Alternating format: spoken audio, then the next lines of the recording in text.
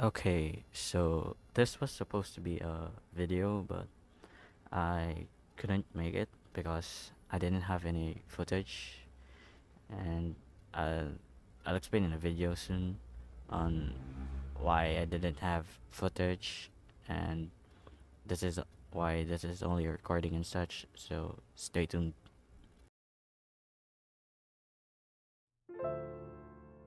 It's midday, and you're resting from a long day of work in the rice fields, and you're just relaxing, observing the hills, fields, and then you look at the sea,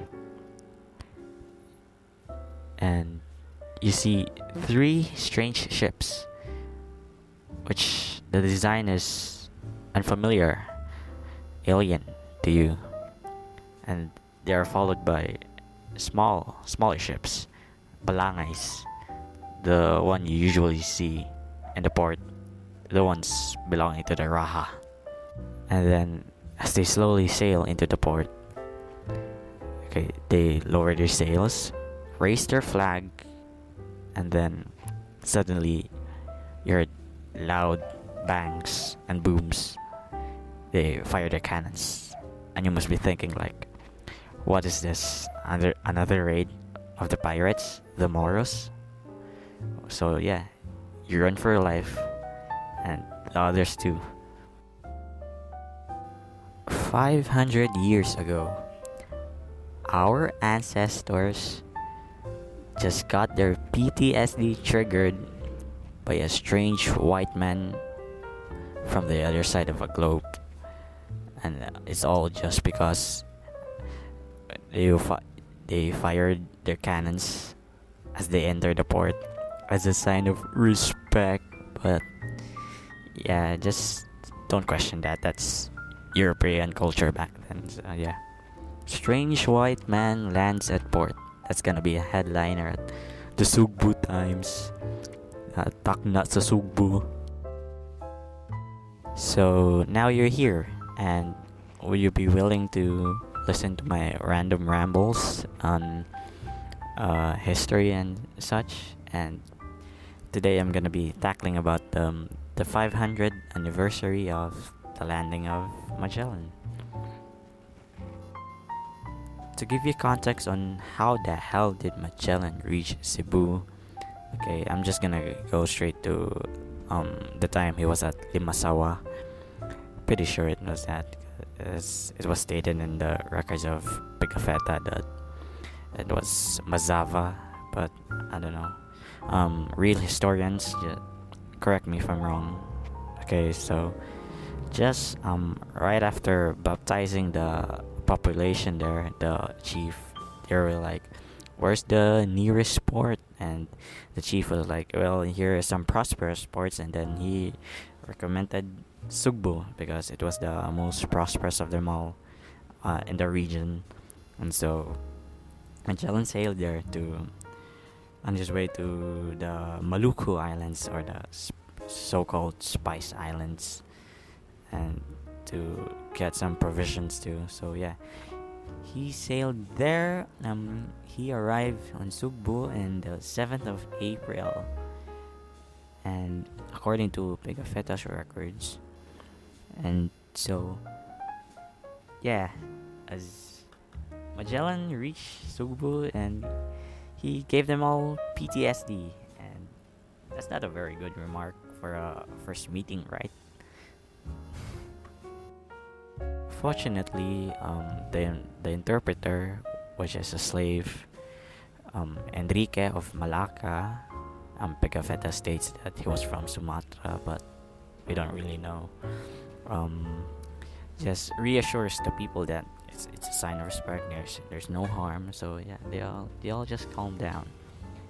And so Raha Humabon was like, "What the hell is going on?" And yeah, Magellan just said that I need a navigator and basically help on where is um the Maluku Islands, and we also need food because we're starving. And then Raho Mabon does some king king stuff, just like, oh, I'm powerful. It's like, hey, all the ships around here need to pay me. But then Magellan was like, the hell no, I ain't paying you because I serve the king of Spain, and if we want peace, we will get peace, and if we want war, we'll get war. And so yeah, it was like Magellan was like, "Rrrr," and just showing dominance. I was like, yeah. So yeah, Magellan didn't pay tribute to the king. It's like, you just escape taxes, docking fee, dude. What the hell? You're gonna get arrested for that. And there was a trader. Was it a junk of Kiyama, a ship. I don't know what the hell that is. And it was like, oh no, you better listen to him because his nation conquered Calicut, Malacca, and all of Greater India. Like, you seriously want to fight with an emperor? You're never gonna stand a chance. And it's like, and then the interpreter, hearing all of this, just says like, no, don't worry. That was our enemy. That was Portugal, and we are Spain, and Spain is powerful. You want to be his friend, and the king of Spain treats his subjects well. And so begins the long stay of Magellan at Cebu. I'd say it's about a week, and I don't know about the logs of Pigafetta. And so, yeah, all they did was diplomacy, eat. And yeah, like, Pigafetta wrote down a detailed list of the food, and yeah, just look at here, several viands, all of meat in porcelain dishes. It's like, holy hell, dude. Yeah, that's a king, dude. And yeah, and the chief, or as Pigafetta wrote in his records, the king of Mazabua. I don't know if that's. I'm pretty sure that's the Masawa or the Mazava. Also went with them, and also the queen. But yeah, most of the records are just boring stuff, just detailed list of things. Yeah, I'll get to the good stuff. Okay, so yeah, let's talk about Christianity first. Okay, this is like a controversial subject. Like, why are you celebrating 500 years of Christianity? Like, okay, I'm not gonna present my opinions on that. And yeah, religion is a very volatile subject, and up to now. And so yeah, I'll get to the good stuff. So yeah, Humabon was willingly converted, and probably must be thinking like, oh, because our ancestors back then was so weak, and yeah, but no, it was a strategic alliance. I think like, oh, if we follow to their ways, and he saw them wearing armor, like if we become friends to them, like we could get that good stuff and rule over this whole area. So yeah, I think baptize was I'd say a smart move, as you don't want to get raised by strange white men from across the world. So yeah, and also I'm just gonna state this, that thing where Cebu is being converted into Christianity on 1500s. Yeah, I don't know. I forgot what's the exact year, but 1521. Okay, sorry. That wasn't just so peaceful. Like, you see here, like Humabon just surrendered to the love of God. Yeah, that thing like that. No, it was, as I stated before, it was a diplomatic move. And just so you know, Pigafetta wrote here that a village got razed. It was burned to the ground because the people there didn't want to be converted into Christians, so just like raised there and planted a cross.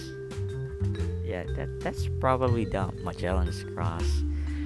And I don't know, man, like that part in the city hall, the present city hall, and the church, the basilica. I don't know, man, it's got some blood in it, spilled on the soil. I mean, some people worship God even if blood got spilled on the very place.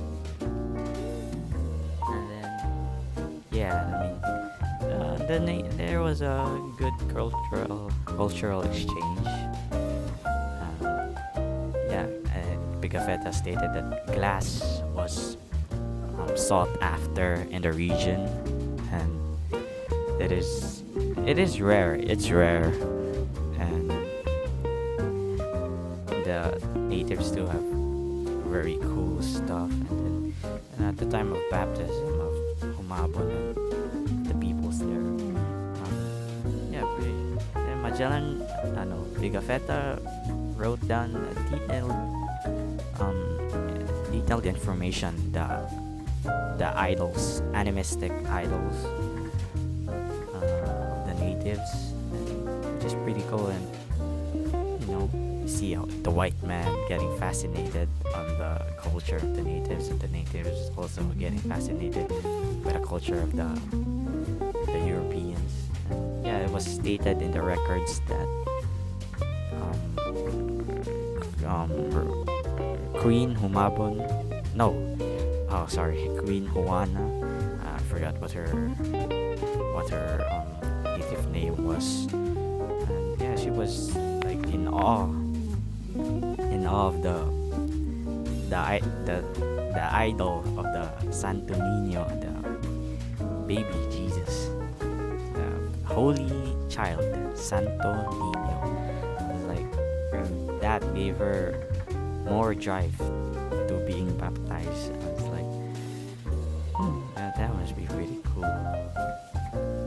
Okay, so I'm just going to add this, that the hours before the baptism of the Raha and the populace, Magellan fired against cannons. It was like a sign of respect. I don't know, dude. You're being a dick again. But yeah, it was a very so like they were like conversing diplomatically, and it was very cool. The logs here are very good.